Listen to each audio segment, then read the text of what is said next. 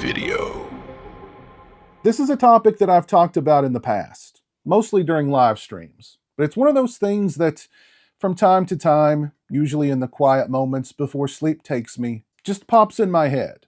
And whenever it does, I'm filled with resentment, a sense of loss, and utter bewilderment.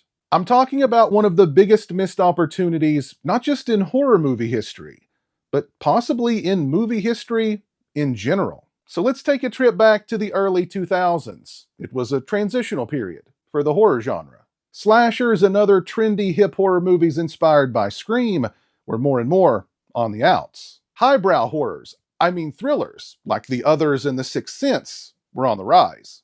And our beloved franchises like Friday the 13th and A Nightmare on Elm Street were dead. Granted, Jason would return to the big screen in 2001, but Jason X did not set the box office on fire. The last we saw of Freddy was in Wes Craven's New Nightmare, all the way back in 1994. It ended up being the lowest grossing movie in the series. Both beloved franchises had gone stale by the late 80s, and there were few safer places on Earth for young people to take drugs and have premarital sex than Crystal Lake and Elm Street during the 90s. But honestly, what else was there left to do with either character? Freddy died, and then went meta. Jason went to New York, and then hell, and then outer space. Of course, you could always provide a definitive answer to one of the greatest lunchroom and playground debates of all time. New Line is the house that Freddy built after all, and since the early 90s, Jason now called it home too. I'm sure everyone is aware of the lengthy development of Freddy vs. Jason, so I don't think there's any need to go off into the weeds there. But in the early 2000s, after over 15 years of development, they'd finally cracked it. Now say what you will about the movie itself. Personally, I think it's pretty bad. But there's no questioning the fact that Freddy vs. Jason was a hype machine. It's the only movie I've ever been turned away from seeing at the theater because it was sold out. Granted, this wasn't a multiplex where the movie played on 5 different screens 6 times a day over opening weekend. But still, the movie grossed well over $100 million worldwide on a budget of just $30 million. And overnight, 2 franchises that had been dead for well over a decade were back and bigger than ever. And a possible new franchise was born.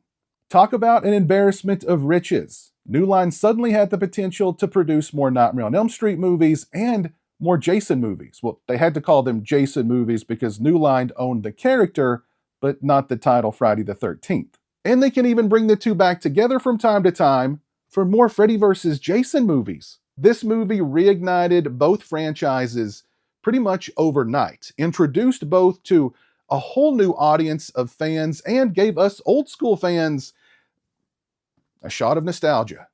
Suddenly, Freddy and Jason were all over TV again. The trailer was everywhere. They even did a weigh-in in Vegas. Everybody was talking about Freddy vs. Jason. More importantly, everybody was talking about Freddy and Jason again. It was unprecedented. This could have been the first universe long before everything had to be part of a universe. The possibilities were virtually endless. New Line was sitting on not 1 gold mine, but 3. But none of those things happened, which leads me to wonder, what the hell happened? Maybe New Line was more focused on capitalizing on the Lord of the Rings trilogy's success at the time. That series had been an absolute juggernaut at the box office, and each film had been praised by both critics and audiences, resulting in 17 Academy Award nominations, with The Return of the King winning Best Picture. Maybe it was the remake trend spearheaded by the Texas Chainsaw Massacre remake that also premiered in 2003 and was also distributed by New Line. A movie that cost 1/3 of Freddy vs. Jason's budget and grossed over $80 million domestically. Maybe it had something to do with the merger that saw New Line absorbed into Warner Brothers and New Line founder Robert Shea ousted. What we do know is for years after Freddy vs. Jason's success, nothing came of it. You put nearly 2 decades of work into something, it finally pays off and pays off well. So what do you do to capitalize on that success? Nothing.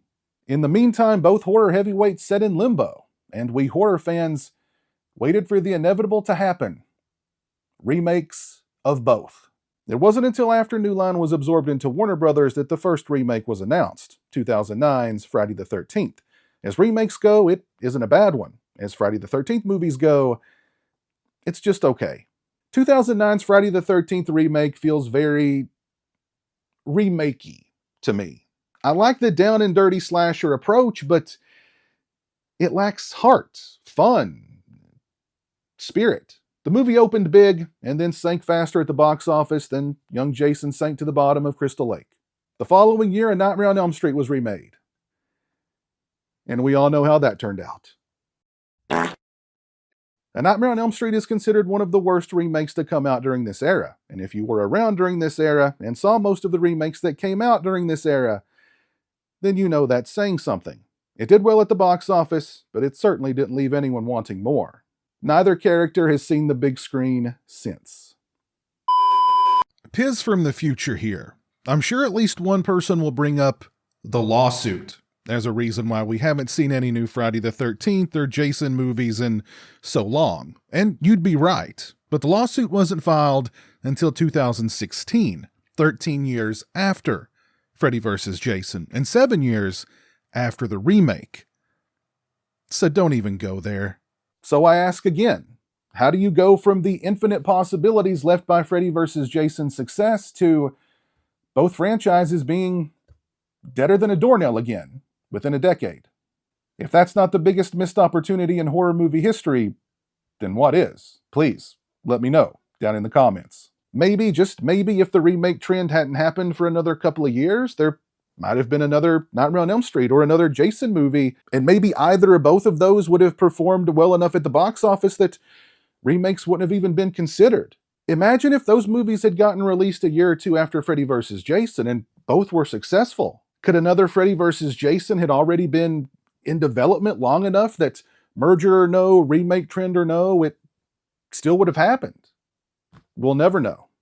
That's all I got. Let me know your thoughts down in the comments section below. If you like this video, please leave it a thumbs up and share it on social media. If you're not following me on social media, those links are in the description. As always, thank you so much for watching. I really appreciate it. Take care, and until next time, cheers. A huge thank you to all my patrons and channel members for your generosity and support. Become a patron today and get early access to videos, have a say in what content appears on my channel, join me for monthly live streams, exclusive watch parties, and more. Become a channel member today and get access to exclusive badges and emotes to use when I stream, as well as members-only watch parties. Both those links are in the description. Say hello to the internet, Jeremy. Hello to the internet.